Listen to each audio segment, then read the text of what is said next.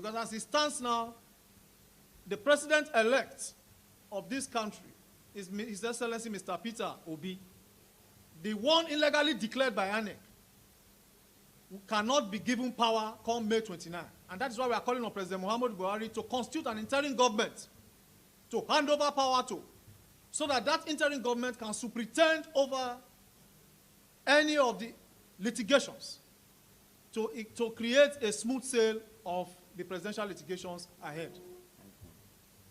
The battle to salvage Nigeria is a battle of no retreat, no surrender. What actually transpired wasn't an election. What happened was a miscarriage of electoral justice. All we see flying around over the conventional and social media is an affront on our democracy.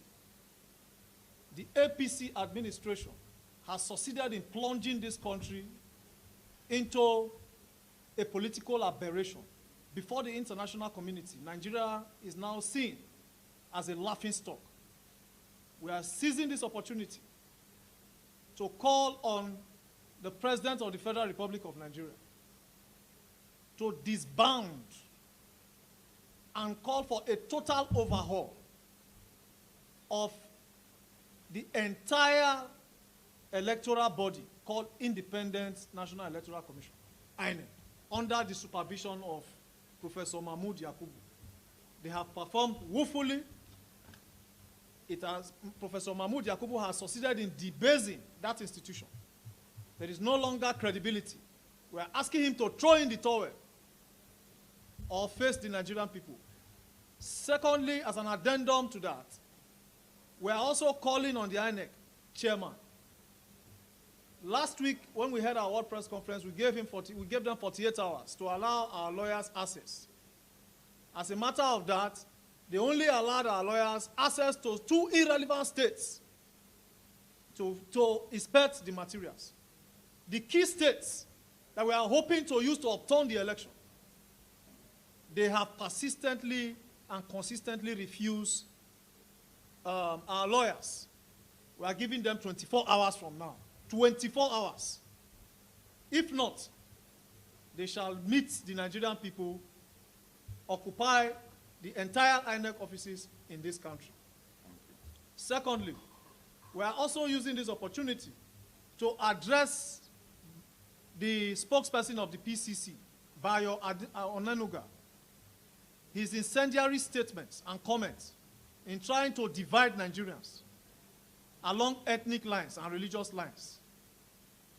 This was the same thing that happened in Rwanda in 1994, when Hutus began to divide, using divisive statements, incendiary statements, inflammatory statements on the Tutsi, calling them cockroaches, and that led to a genocide that lasted for over 100 days, between April 17th to July 15th, 1994, that killed over 800,000 Tutsi.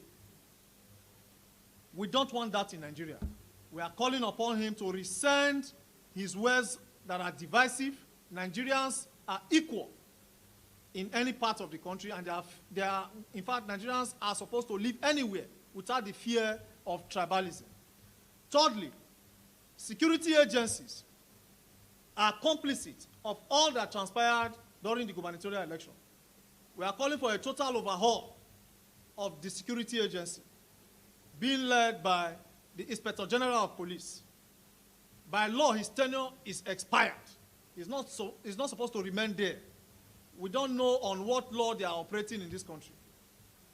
Lastly, we are seizing this opportunity to call on the current government for an interim government to be put in place to enable effective and smooth judicial adjudication on the presidential election. Obi does not win, forget Nigeria.